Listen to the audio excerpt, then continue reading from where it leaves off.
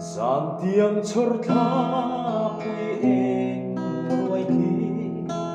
ngày lại cả tim mình ngày sual tir tu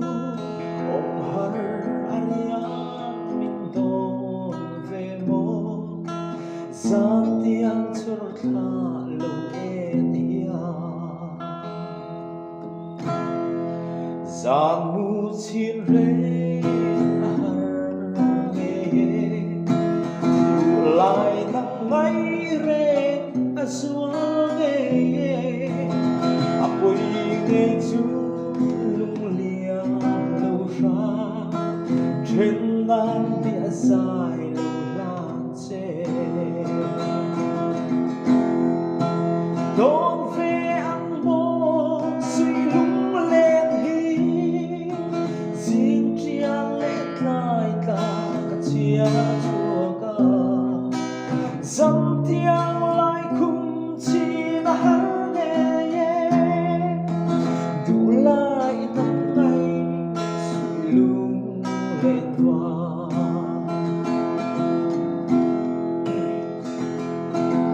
chia sẻ chiều mùa chỉ lại lên tên nằm nên căng có ra bằng ấy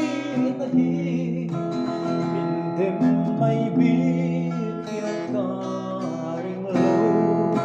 su lên mai ariam te đón về ăn mô suy lung lên hi xin chia lẽ lại cả chia chua cả dặm tiếng lại cùng chi na hát lại nắng ngày suy lung lên vào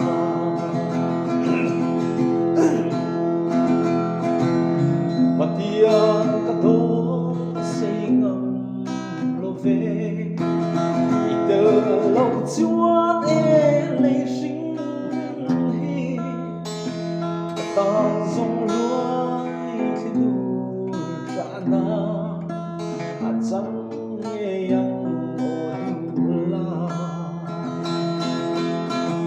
đón về ăn mô suy lung lên hi riêng chia lệ lại là cả chia chua cả dòng tiếng